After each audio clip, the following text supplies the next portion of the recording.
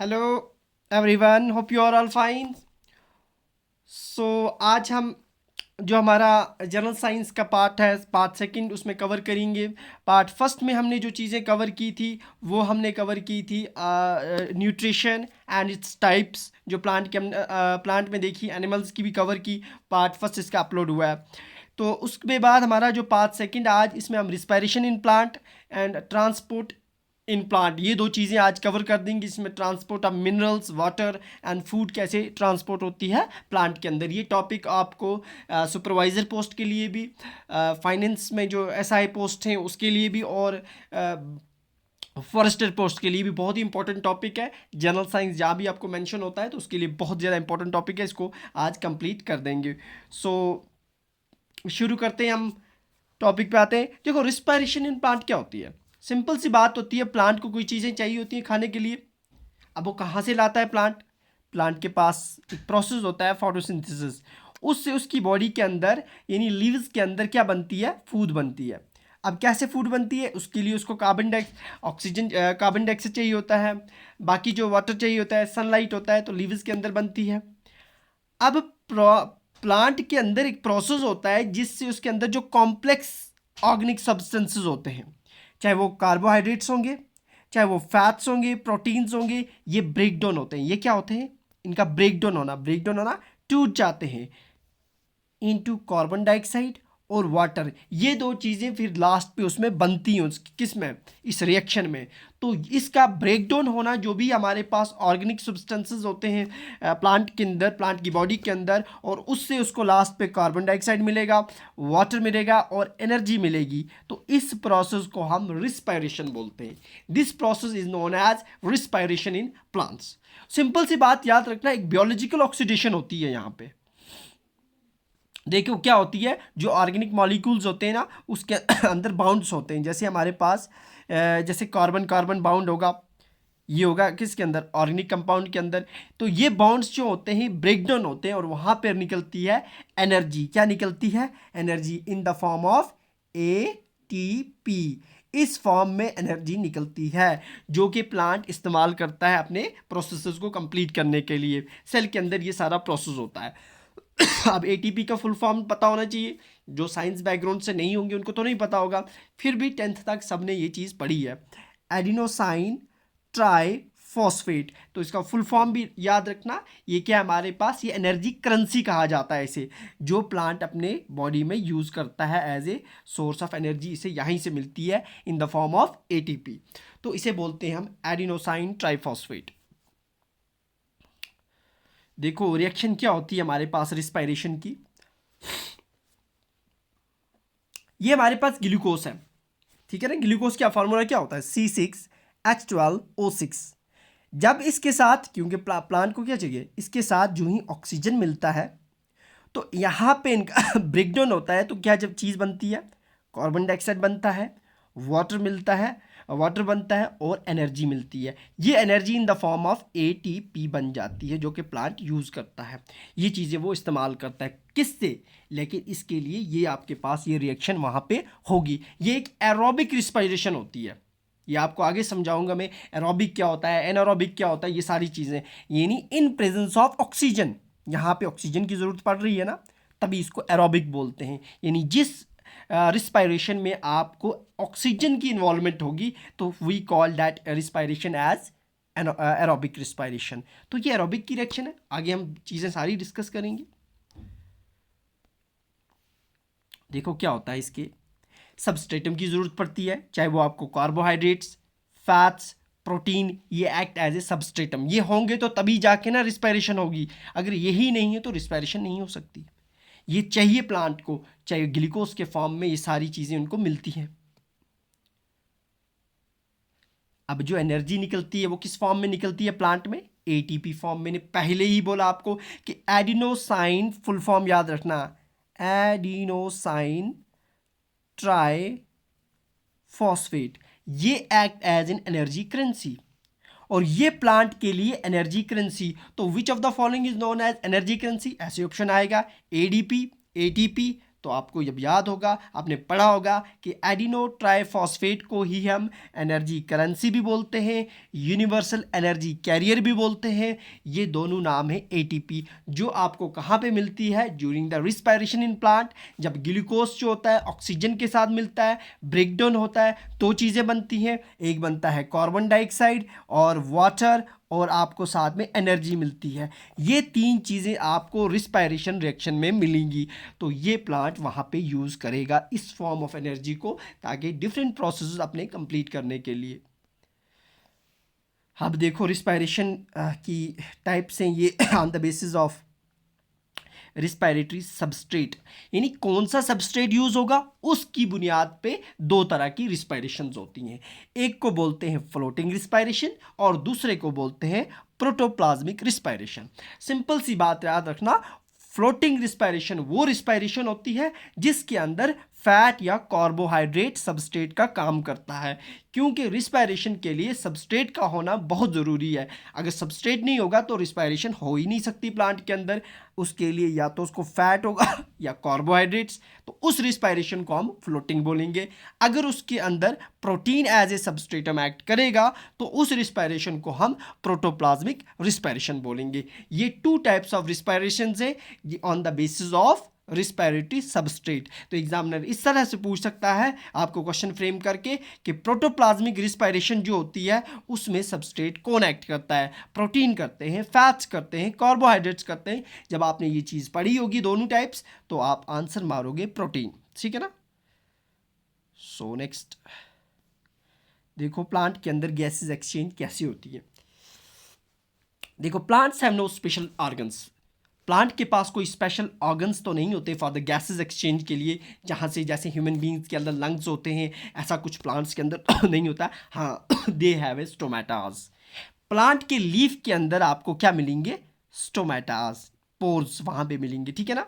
और lenticels, lenticels क्या होता है? ये जो प्लांट का जो स्टेम होता है ना, ये जैसे हमारे पास ये प्लांट है, इसके स्टेम्स ये है ना, ये स्टेम है इसका, ये स्टेम है इसका, इसके अंदर छोटे छोटे पोर्स होते हैं, उसको हम बोलते हैं लेंटिकल्स। वहाँ से गैसेस एक्सचेंज करता है। स्टोमेटास जो लीफ के अंदर छोटे छोटे पोर्स होते हैं, वहाँ से गैसेस एक्सचेंज होती है। तो ये वहाँ पे प्लांट के अंदर यहीं से गैसेस एक्सचेंज होती हैं, कोई स्पेशल ऑर्गन्स नहीं होते। देखो अब हम देखेंगे रिस्पायरेशन हमारे पास टू टाइप्स की होती है। देखो कौन सी, कि किसके अंदर ऑक्सीजन की इन्वॉल्वमेंट होगी और किस में ऑक्सीजन की इन्वॉल्वमेंट नहीं होगी। उस बेसिस पे हमारे पास दो तरह की रिस्पायरेशंस होती हैं। एक को बोलते हैं एनारोबिक और दूसरे को बोलते हैं एरोबिक। समझना इस चीज को। एन एरोबिक बोलते हैं जिसमें ऑक्सीजन यूज नहीं होता, उसको बोलते हैं एनारोबिक। एरोबिक जिसके अंदर ऑक्सीजन की इन्वॉल्वमेंट होगी। एक रिएक्शन अभी हमने पढ़ी जो प्लांट के अंदर होती है, जैसे ग्लूकोज होता है, वो ब्रेकडाउन होता है इन प्रेजेंस ऑफ ऑक्सीजन, यानी ग्लूकोज के साथ ऑक्सीजन मिलता है ना, तो तभी जाके आपको कार्बन डाइऑक्साइड बनता है, वाटर बनता है, एनर्जी रिलीज होती है। वो तो एरोबिक रिस्पायरेशन है। दैट मीन्स वहाँ पे आपके पास ऑक्सीजन यूज्ड हुआ। लेकिन एनारोबिक की बात करें, ए का मतलब होता है, एन का मतलब होता है एब्सेंट। क्या मतलब होता है? एब्सेंट। यहाँ पे क्या चीज़ एब्सेंट है? यहाँ पे ऑक्सीजन नहीं होता। तो याद रखना, एंड जब भी आएगा ए का मतलब होता है एब्सेंट, तो वहाँ पे आपको ऑक्सीजन नहीं मिलता। नेक्स्ट हमारे पास जो एनारोबिक रिस्पायरेशन है, ये कहाँ पे होती है, ये कहाँ पे होती है? देखो समझो, जो एनारोबिक रिस्पायरेशन होती है जिसमें ऑक्सीजन की इन्वॉल्वमेंट नहीं होती, आपको बैक्टीरियाज के अंदर मिलेगा, फंगी के अंदर मिलेगा, एटस्ट्रा। यानी प्लांट्स के अंदर एनारोबिक रिस्पायरेशन होती ही नहीं है, बिल्कुल याद रखना इस चीज़ को। लेकिन aerobic respiration in presence of oxygen, ये आपको हायर प्लांट्स में मिलेगी, एनिमल्स में मिलेगी, ये चीज़ होती है उनमें ये रिएक्शन होती है। अब दोनों रिएक्शंस मैंने आपके सामने रखी। एनारोबिक में क्या होता है इसमें भी ग्लूकोज होता है हमारे पास, C6H12O6 ग्लूकोज का फॉर्मूला है। तो यहाँ पे ग्लूकोज जो होता है वो दो चीज़ें यहाँ पे बनती हैं। यहाँ पे बनता है अल्कोहल C2H5OH, इट्स अल्कोहल। अब देखेंगे कौन सा अल्कोहल है। और यहाँ पे आपको कार्बन डाइऑक्साइड निकलता है और एनर्जी बनती है। ठीक है ना? ये आपको कहाँ पे हो रहा है? ये रिएक्शन आपको मिलती है एनारोबिक में, यानी यहाँ पे अल्कोहलिक फर्मेंटेशन हो रही है। तो alcoholic fermentation is a type of, ये एनारोबिक रिस्पायरेशन, यहाँ पे ऑक्सीजन की इन्वॉल्वमेंट नहीं हो रही है। देखो आप C6H12O6, क्या उसके साथ ऑक्सीजन मिल रहा है? उस रिएक्शन में तो आपको ऑक्सीजन मिलेगा। ये वाली रिएक्शन जो है ये एरोबिक रिस्पायरेशन है यहाँ पे, यानी C6H12O6, यहाँ पे आपको ऑक्सीजन मिल रहा है साथ में, जो प्लांट के अंदर यही रिएक्शन होती है, और फिर उसको कार्बन डाइऑक्साइड मिलता है, वहाँ पे वाटर मिलता है, एनर्जी मिलती है, तो यहाँ पे ऑक्सीजन की इन्वॉल्वमेंट है, यहाँ पे ऑक्सीजन की इन्वॉल्वमेंट नहीं है। तो इसको एनारोबिक में ये रिएक्शन है, ये एरोबिक के अंदर ये रिएक्शन है। तो ये दो चीज़ें बहुत इंपॉर्टेंट होती हैं। हाँ, एनारोबिक के अंदर एक और एग्जांपल आप ले लो, जैसे ग्लूकोज हमारे पास, तो उससे लैक्टिक एसिड भी बनता है कभी, जैसे आपके मसल्स में जो होती है ना, ह्यूमन बींग्स के मसल्स में जो रिएक्शन होती है वहाँ पे लैक्टिक एसिड बनता है, तो वहाँ वो एग्जांपल हमारे पास वो भी एनारोबिक रिस्पायरेशन में आ जाती है। तो ये इस तरह से ये दो रिएक्शंस बहुत इंपॉर्टेंट है, याद रखना यहाँ पे। अब देखो एनारोबिक रिस्पायरेशन जो होती है वहाँ पे एक मॉलिक्यूल ग्लूकोज का जो होता है ना, वो आपको दो मॉलिक्यूल्स एटीपी के मिलते हैं, यानी एनर्जी के दो मॉलिक्यूल्स मिलते हैं एक ग्लूकोज मॉलिक्यूल से, किस में? एनारोबिक में, जहाँ पे ऑक्सीजन की इन्वॉल्वमेंट नहीं होती। अलबत्ता अगर हम बात करेंगे यहाँ पे जो आपकी एरोबिक रिस्पायरेशन होती है, जो प्लांट्स के अंदर होती है, वहाँ पे कंप्लीट ऑक्सीडेशन होती है, पूरी तरह से ऑक्सीडेशन होती है। वहाँ पे एक मॉलिक्यूल आपको ग्लूकोज का एक मॉलिक्यूल, उससे 38 एटीपी मॉलिक्यूल्स मिलते हैं। बहुत इंपॉर्टेंट है, इस तरह से क्वेश्चन फ्रेम करेगा एग्जामिनर कि कंप्लीट ऑक्सीडेशन रिएक्शन जो होती है उसके अंदर, यानी एरोबिक रिस्पायरेशन में एक मॉलिक्यूल जो होता है ग्लूकोज का, उससे कितने मॉलिक्यूल्स आपको एटीपी के मिलते हैं। तो जब ये चीज़ पढ़ी होगी आप 38 को ऑप्शन को टिक करोगे। इसी तरह से आप एनारोबिक के अंदर एक मॉलिक्यूल से दो मॉलिक्यूल्स एटीपी के मिलते हैं, तो ये डिफरेंस होती है इनमें। उसके बाद देखो एनारोबिक जो होती है ये साइटोप्लाज्मा के अंदर होती है। What is cytoplasm? क्या होता है? सेल पढ़ा होगा ना, तो सेल के अंदर आपके पास इस तरह से न्यूक्लियस होता है, यहाँ पे आपके पास जिसके अंदर ऑर्गेनेलीज फ्लोट कर रहे होते हैं, वो आपके पास साइटोप्लाज्म होता है। उस साइटोप्लाज्म के अंदर एनारोबिक रिस्पायरेशन होती है। और उसकी बात करें हम, तो जो हमारे पास एरोबिक रिस्पायरेशन है, ये कहाँ पे होती है? ये माइटोकॉन्ड्रिया के अंदर होती है। माइटोकॉन्ड्रिया क्या होता है? ये आपके पास न्यूक्लियस है, ये सेल है, सेल के अंदर डिफरेंट ऑर्गेनेलीज होते हैं। माइटोकॉन्ड्रिया होता है, राइबोसोम्स होते हैं, लाइसोसोम्स होते हैं, बाकी बॉडीज होती हैं। इसी तरह से वहाँ पे एक माइटोकॉन्ड्रिया होता है, इससे सेल ऑर्गेनेली होता है। तो इस सेल ऑर्गेनेली के अंदर आपको जब रिएक्शन जो होगी वो एरोबिक रिस्पायरेशन होती है, और साइटोप्लाज्मा के अंदर, यानी दोनों के अंदर एरोबिक रिस्पायरेशन होती है। ये चीज याद रख लेना कि जो एरोबिक रिस्पायरेशन होती है, जो इन प्रेजेंस ऑफ ऑक्सीजन होती है, वो साइटोप्लाज्मा के अंदर भी होती है और माइटोकॉन्ड्रिया के अंदर होती है। लेकिन एनारोबिक की बात करें तो वो सिर्फ और सिर्फ साइटोप्लाज्म के अंदर होती है। अब इस माइटोकॉन्ड्रिया को ये चीज याद रखना, इसे पावर हाउस ऑफ सेल बोलते हैं। क्या बोलते हैं? पावर, क्योंकि एटीपीस इसी के अंदर बनते हैं। इसके अंदर आपको रिएक्शंस डिफरेंट मिलेंगी, तो ये चीज़ें याद रखना है, बहुत इंपॉर्टेंट है, क्वेश्चन यहाँ से एग्जामिनर बनाता है। तो ये था आपके पास रिस्पायरेशन। सो हम देखते हैं अब ट्रांसपोर्ट कैसे होता है प्लांट्स के अंदर। देखो ट्रांसपोर्ट इन प्लांट्स, किस तरह से प्लांट के अंदर ट्रांसपोर्ट होता है। अब दो चीज़ें प्लांट के अंदर ट्रांसपोर्ट होती हैं, जैसे हमारी बॉडी के अंदर ट्रांसपोर्टेशन होता है एक जगह से दूसरी जगह। फूड कैसे पहुंचती है, एक जगह से आपको न्यूट्रिएंट्स एक पार्ट ऑफ बॉडी से दूसरी जगह कैसे पहुंचते हैं। वाटर जो होगा आपकी बॉडी में किस तरह से एक जगह से दूसरी जगह जाता है। इस तरह से हम प्लांट के अंदर भी ट्रांसपोर्टेशन देखते हैं कि किस तरह से ट्रांसपोर्टेशन होती है। अब प्लांट के अंदर तो दो चीज़ें ट्रांसपोर्ट होती हैं, एक होता है आपके पास वाटर एंड मिनरल्स, और एक होता है फूड। दो चीज़ें ट्रांसपोर्ट होती हैं। प्लांट को दो चीज़ें चाहिए होती हैं, पानी भी चाहिए होता है, मिनरल्स भी चाहिए होंगे, और साथ में फूड भी चाहिए होगा। अब ये कहाँ से किस तरह से ट्रांसपोर्ट होते हैं, इन दोनों के बारे में हम पढ़ेंगे, ये आपके सिलेबस में मेंशन है। देखो क्या होता है फ्लो चार्ट में, जो पानी होता है ना, वाटर, जो मिनरल्स होते हैं, ये प्लांट के अंदर ट्रेवल करते हैं, यानी एक कुछ चैनल्स बनी होती हैं। सिंपल सी लैंग्वेज में समझो, वो होते हैं xylem. What you understand by xylem? Tissues आपने अगर पढ़ा होगा तो दीज आर द कंडक्टिंग, ये वेस्कुलर टिश्यूज होते हैं जिसके जरिए, जिस जिससे क्या होता है कि वाटर और मिनरल जो होते हैं वो आपके प्लांट के अंदर ट्रैवल करते हैं, एक जगह से दूसरी जगह जाते हैं, तो उनका नाम है जाइलम। इसी तरह से फूड जो होती है प्लांट के अंदर जिन टिश्यूज़ से ट्रैवल करती है, पास ऑन होती है, उनको हम फ्लोएम बोलते हैं। डायरेक्ट एग्जामिनर क्वेश्चन पूछेगा आपको कि water and minerals are transported in plant through, नीचे ऑप्शन दिए होंगे xylem, phloem, both xylem and phloem आर आपके पास नन ऑफ दीज। तो आपको जब पढ़ा हो गया कि वाटर और मिनरल जो होते हैं वो जाइलम से ट्रांसपोर्ट होते हैं और फूड जो होती है प्लांट के अंदर फ्लोएम से ट्रेवल करती है, एक पार्ट से दूसरे पार्ट में सारी चीज़ें डिस्कस करेंगे आगे। अब क्या होता है कि जाइलम जो होता है इसमें हमारे पास दो प्रोसेस होते हैं जिससे वाटर और मिनरल ट्रांसपोर्ट करते हैं। एक होता है ट्रांसपायरेशन और दूसरा होता है रूट प्रेशर। इन दो चीज़ों की वजह से आपकी प्लांट के अंदर वाटर और मिनरल्स ट्रांसपोर्ट करते हैं। फूड जो होती है, फूड ट्रांसपोर्ट होती है, जैसे एक जगह पे बनती है, जैसे लीफ के अंदर फूड बनती है, वहाँ से different part of the plant तक पहुँचती है, तो उस प्रोसेस को हम बोलते हैं, उस प्रोसेस को आपको डायरेक्ट ऑप्शन पूछ सकता है ऐसे ऑब्जेक्टिव बना के, उस प्रोसेस को हम ट्रांसलोकेशन बोलते हैं। तो ट्रांसलोकेशन सिंपल सी बात याद रखना, अगर लीफ के एक पार्ट में फूड बनती है, जैसे लीव्स के में बनती है, वहाँ से different part of the plant तक, चाहे वो फ्रूट तक, फ्लावर तक, बाकी जो स्टेम तक, डिफरेंट पार्ट्स तक पहुँचती है, उस प्रोसेस को हम ट्रांसलोकेशन बोलते हैं। सो नेक्स्ट हम देखते हैं अब क्या होता है, ये सारी चीज़ें डिस्कस करेंगे। हमारे पास एसेंट ऑफ सैप क्या होता है। देखो एसेंट ऑफ सैप होता है, सिंपल सी बात याद रखना, एसेंट ऑफ सैप एक टर्म होती है, याद रखना, vertical conduction of the water from root to aerial part of the plant known as ascent of sap. Ascent of sap का मतलब होता है जब प्लांट का जाना, प्लांट के अंदर क्या होता है, हमारे पास जो प्लांट्स होते हैं वहाँ पे क्या होता है, पानी का कहाँ से, रूट से, क्योंकि प्लांट के अंदर जो पानी होता है वो कहाँ से जाता है, वो रूट से जाता है।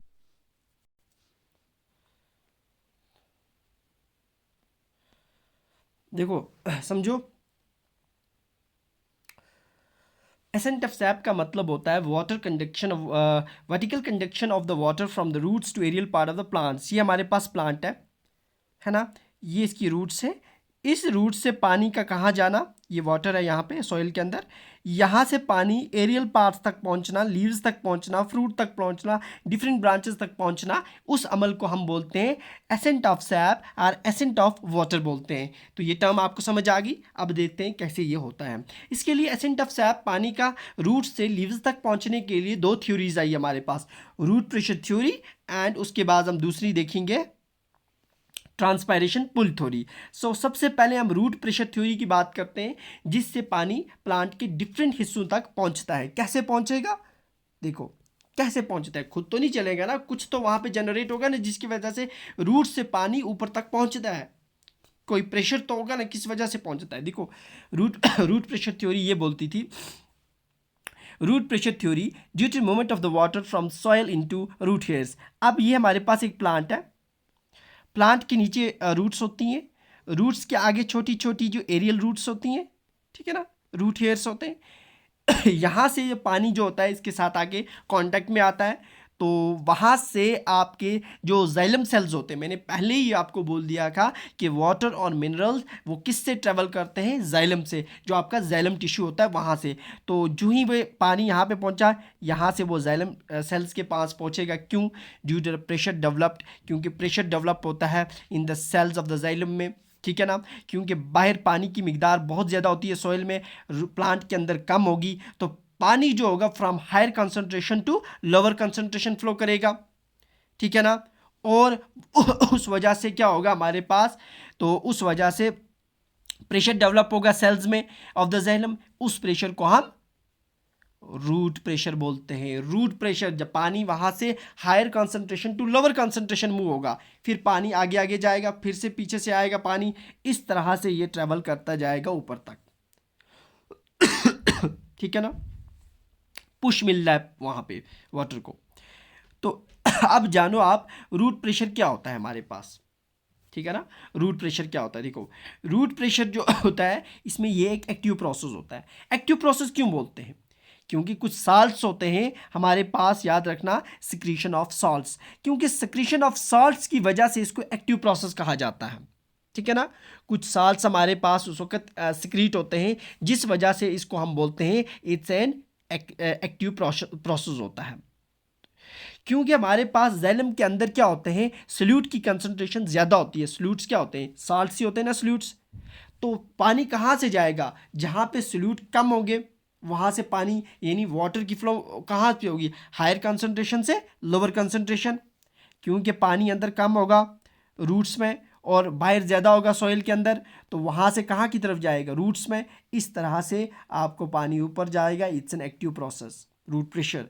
तो push water into the xylem, इस रूट प्रेशर की वजह से जाइलम जो हमारे पास जो रूट्स होती हैं उसमें पुश अप मिलता है किसको, पानी को, और पानी फ्लो करता है जाइलम टिश्यू से प्लांट्स के different part of the plants तक जाता है। ये थी रूट प्रेशर थ्योरी, ठीक है ना। अब देखेंगे हमारे पास आती है ट्रांसपायरेशन पिल थ्योरी। ट्रांसपायरेशन पिल थ्योरी भी एक ऐसी थ्योरी दी गई जिससे पता चलता था कि किस तरह से पानी, ये तो आपको देखो यहाँ तक पानी पहुँच गया रूट से, पूरे प्लांट तक नहीं पहुँचता है रूट प्रेशर से, रूट प्रेशर थ्योरी से, जस्ट ऑनली आपके स्टेम ऑफ द प्लांट तक यहाँ तक पहुँचा। अब आगे यहाँ से कैसे पानी जाएगा उसके लिए समझना कि प्रेशर ट्रांसपायरेशन पिल थ्योरी क्या रोल प्ले करेगी कि यहाँ से आगे पानी ट्रेवल करेगा। इसको हम कोहिजन टेंशन थ्योरी के नाम से भी जानते हैं, ये चीज़ याद रखना। और इस ट्रांसपायरेशन पिल थ्योरी को डिक्सन एंड जॉली ने सबसे पहले दिया था। तो ये दोनों जो बॉटनिस्ट थे इन्होंने ट्रांसपायरेशन पिल थ्योरी का कॉन्सेप्ट दिया था। ये देखो क्या होता है, ये थ्योरी क्या बोलती है, water loss from the leaf surface by the transpiration. देखो पत्ते जो होते हैं ना, लीफ, ये हमारे पास प्लांट है, इसके लीव्स जो होते हैं, लीफ क्या करते हैं, जो वो ऑलवेज क्या करते हैं, ट्रांसपायरेशन, वहाँ से पानी क्या होता है, लॉस होता है, लीफ से या different part of the plant से पानी in the form of vapours loss होता रहता है। जब वहाँ से पानी लॉस हो जाएगा तो उससे क्या होगा, उससे ऑस्मोटिक प्रेशर जो होगा लीफ का वो बढ़ जाएगा, ठीक है ना। पानी जितना लॉस करेंगे उतना ऑस्मोटिक प्रेशर बढ़ेगा, जिसकी वजह से as a result cell develop low water potential, तो सेल के अंदर पानी की मिकदार कम हो जाएगी। And water from the leaf veins of the xylem moves into the leaf cell, तो उससे क्या होगा, पीछे से पानी जब आगे पानी खत्म हो जाएगा लीफ में, तो फ्लो कहाँ से मिलेगा, बैक साइड से, इन स्टेम से, उसको जाइलम से कहाँ, लीफ की तरफ पानी की मूवमेंट हो जाएगी, तो उससे एक पुल मिल रहा है पानी को। A negative pressure pulling is thus exerted by the all leaves on the stem। तो लीव्स जो होंगे वो किस पे प्रेशर डालेंगे, स्टेम्स पार्ट्स पे डालेंगे ताकि पानी और ऊपर आए, क्योंकि आगे से लॉस हो रहा है ना पानी का। तो इस कंबाइंड प्रेशर को हम ट्रांसपायरेशन पुल बोलते हैं, कि जब पानी पत्ते ऊपर से लॉस कर देते हैं, निकलता है, तो नीचे से उसको प्रेशर मिल रहा होता है, जब वहाँ से ख़त्म हो जाएगा पानी कहाँ की तरफ मूव करेगा, आगे। मैंने पहले बोला था कि ड्यू टू द, आपने देखा था रूट प्रेशर थ्योरी की वजह से प्लांट में सिर्फ और सिर्फ कहाँ तक मैंने बोला था पानी पहुंचेगा, वो आपको पहुंच रहा था जस्ट स्टेम तक। यहाँ से आगे जब लीफ लॉस करेंगे वाटर को, तो पीछे से उसको धक्का मिलेगा और उस वजह से क्या होगा, पानी की मूवमेंट और जाएगी, उसे बोलते हैं ट्रांसपायरेशन पुल। यानी ट्रांसपायरेशन की वजह से लॉस होता है लीफ से पानी, तो पीछे से उसको एक प्रेशर मिलता है और वो लीफ स्टेम से लीव्स में, लीफ से डिफरेंट फिर से उसमें ट्रांसपायरेशन होती है। तो ये दो कॉन्सेप्ट है जिससे वाटर की मूवमेंट होती है प्लांट के अंदर। अब देखो ये जो ट्रांसपायरेशन मैंने अभी बोला ना, ट्रांसपायरेशन क्या होता है, loss of water in the form of vapours from the part of the plants. Plants के डिफरेंट पार्ट्स होते हैं, उससे पानी का वेपर की फॉर्म में लॉस होना, उसे ट्रांसपायरेशन बोलते हैं। अब ट्रांसपायरेशन तीन तरह की होती है, क्यूटिकुलर, लेंटिकुलर, बार्क और स्टोमेटल। क्यूटिकुलर होगी जो पानी लॉस होता है जनरल सरफेस से, यानी जो आपका प्लांट होगा उसकी आउटर लेयर से जो पानी लॉस होगा, क्यूटिकल में आउटर लेयर से, वो होता है क्यूटिकुलर। लेंटिकुल्स मैंने अभी बोला था, वो क्या होता है, छोटे छोटे पोर्स होते हैं बाग्स या फ्रूट्स में, वहाँ से जो पानी लॉस होता है वो लेंटिकल्स। और बाग छिलके से जो पानी लॉस होगा प्लांट की वो। और स्टोमेटल से सबसे ज़्यादा पानी जो लॉस होता है वो स्टोमेटास से होता है, वो चीज़ याद रखना बहुत इंपॉर्टेंट है। ये स्टोमेटा से सबसे ज़्यादा पानी लॉस होता है, तो ये चीज़ भी याद रख लेना। 50 to 92% पानी जो होता है वो स्टोमेटा लीव्स से लॉस करता है प्लांट, जस्ट 1% बाग से और 0.1% लेंटिकुलर से और 3 to 10% आपको क्यूटिकुलर से। तो ये इस तरह से पानी का जो लॉस होता है सबसे ज़्यादा स्टोमेटल से होता है, तभी जाके उसको वो प्रेशर मिलता है और पानी ऊपर की तरफ जाता है, जिसे ट्रांसपायरेशन पुल थ्योरी बोलते हैं। और उसके बाद नेक्स्ट हम देखते हैं, एक टर्म आती है इसमें, गटेशन क्या होता है। देखो समझना गटेशन क्या होता है, ये पूछता है एग्जामिनर, गटेशन क्या होता है। इस टर्म को सबसे पहले बर्गस्टीन ने दिया था, इनका नाम याद रखना बहुत इंपॉर्टेंट है। गटेशन सिंपल सी बात होती है, जब आप सुबह सवेरे उठ के देखते हो ना, पत्तों पे पानी जमा होता है, लीव्स पे ऐसे ड्रॉपलेट्स जमा हो जाते हैं, उसको हम गटेशन बोलते हैं। यानी loss of water from the plants part in the form of liquid. यहाँ वेपर की फॉर्म में लॉस नहीं होता है, वेपर्स नहीं होते, गैसेस फॉर्म में नहीं होता है। सुबह उठते ही आपको वहाँ ड्रॉप्स लिक्विड में वाटर लीव्स में मिलेगा, यानी जिसे शबनम बोलते हैं उर्दू में, तो उसे हम गटेशन बोलते हैं। सिंपल सी बात याद रखना, उसे हम गटेशन बोलते हैं। ऑस्मोसिस क्या होता है, ये टर्म भी याद रखना। ऑस्मोसिस कुछ नहीं होता, इसमें हमारे पास सॉल्वेंट जो होता है ना, सोल्यूट और सॉल्वेंट, हमने अपने केमिस्ट्री में पढ़ा होगा, ये होता है हमारे पास वाटर, या एज ए सॉल्वेंट एक्ट करता है। इसके अंदर अब साल्ट डाल दो तो वो सल्यूट होता है। तो सॉल्वेंट जिसकी मिकदार बहुत ज़्यादा होती है, वाटर यहाँ पे एज ए सॉल्वेंट एक्ट करेगा। तो सॉल्वेंट, यहाँ पे सॉल्वेंट मॉलिक्यूल्स जो होंगे उनकी movement from the region of higher concentration, यहाँ पे उनकी कंसनट्रेशन ज़्यादा है, बहुत ज़्यादा सॉल्वेंट है, यहाँ पे है ही नहीं, तो कहाँ की तरफ मूव करेगा सॉल्वेंट, जहाँ पे उनकी कंसनट्रेशन कम है। Higher concentration to lower concentration, movement of the solvent through a semi permeable membrane. इनके बीच में एक सेमी परमिएबल मेम्ब्रेन होती है। सेमी परमिएबल मेम्ब्रेन क्या हुई, ये वो मेम्ब्रेन होती है जिसमें से आपको सिर्फ सॉल्वेंट ही पास कर जाता है, उसे हम सेमी परमिएबल मेम्ब्रेन बोलते हैं, या सेलेक्टिव परमिएबल मेम्ब्रेन भी बोलते हैं। यानी इसमें से सॉल्यूट पास नहीं करता है, जस्ट सॉल्वेंट पास करेगा, सेलेक्ट करके छोड़ती है ये मेम्ब्रेन। तो higher concentration to lower concentration through semi permeable membrane, solvent की मूवमेंट जो होती है उसे हम ऑस्मोसिस बोलते हैं। ठीक है ना। उसके बाद हम देखते हैं यहाँ पे कि न्यूट्रिएंट्स कैसे ट्रांसपोर्ट होते हैं प्लांट में। प्लांट्स जो होता है वो उसको क्या चाहिए होता है, कार्बन डाइऑक्साइड चाहिए होता है, most of the oxygen from carbon dioxide in the atmosphere. Plants को चाहिए होता है, कार्बन चाहिए होता है, most of the oxygen from, इसको कार्बन डाइऑक्साइड जो हवा यानी हमारी एटमॉस्फेयर से जो प्लांट्स कार्बन डाइऑक्साइड लेते हैं उससे उसको कार्बन मिल जाता है, ऑक्सीजन मिल जाता है। ये दो चीज़ें तो उसको वहाँ से मिल जाती हैं, एटमॉस्फेयर से मिल जाती हैं प्लांट को। लेकिन रिमेनिंग न्यूट्रिशनल रिक्वायरमेंट जो होती हैं, मिनरल्स एंड वाटर, वो उसको सॉइल से लेनी पड़ती हैं। दो चीज़ें तो कार्बन और ऑक्सीजन उसको कार्बन डाइऑक्साइड से मिल गया, जो कि वो लीफ से स्टोमेटा से ले लेगा थ्रू एटमॉस्फेयर। बाकी मिनरल्स कहाँ से मिलेंगे, बाकी उसको सॉइल से लेने पड़ेंगे। अब कैसे लेगा सॉइल से, देखो most of the minerals enters the roots by an active absorption. ज़्यादातर मिनरल्स जो होते हैं वो रूट से जाते हैं प्लांट के अंदर थ्रू एक्टिव एब्जॉर्बिशन। एक्टिव एब्जॉर्बिशन का मतलब होता है, ये हमारे पास प्लांट है, प्लांट्स की जो रूट्स होती हैं, ये प्लांट को सपोज हमारे पास कैल्शियम चाहिए होगा, ठीक है ना, कैल्शियम ये आयन है हमारे पास। अब रूट शेयर से ये इसको प्लांट्स की रूट यहाँ से एनर्जी प्रोवाइड करती है, तभी जाके वो कैल्शियम जाके इसमें चला जाता है रूट्स के अंदर through energy. This needed energy in the form of ATP, इसके लिए उसका एनर्जी चाहिए, एनर्जी होगी तभी वो वहाँ से सॉइल से न्यूट्रिएंट्स को ले पाएगा, कौन, प्लांट। तो इसके लिए तभी इसको बोलते हैं एक्टिव एब्जॉर्बिशन, यानी एनर्जी की ज़रूरत पड़ती है into the cytoplasm of epidermal cells. Epidermal cells जो होते हैं, रूट जो आपके रूट्स होते हैं, वहाँ पे आपको एपिडर्मल सेल्स मिलते हैं, वो रिलीज़ करते हैं एनर्जी और वो न्यूट्रिएंट्स को ऊपर की तरफ लेते हैं प्लांट्स के different part of the plant तक। ठीक है ना। अब देखेंगे फूड कैसे ट्रांसपोर्ट होती है। देखो फूड भी तो ट्रांसपोर्ट होती है ना प्लांट के अंदर, food in the form of organic salutes. Organic salutes होते हैं, ग्लूकोज हो सकता है हमारे पास, सक्रोस हो जाता है। ये कैसे ट्रांसपोर्ट होती है, मैंने पहले बोला था आपको, फूड ट्रांसपोर्ट होती है through the tissue known as phloem. ये चीज़ बहुत इंपॉर्टेंट है। और transport of food in plant is known as translocation. इस टर्म को मैंने आपको पीछे समझाया क्या होता है ये चीज़। अब दो चीज़ें बनती हैं ऑर्गेनिक सल्यूट्स में, या हमारे पास ग्लूकोज होगा, सक्रोस होगा।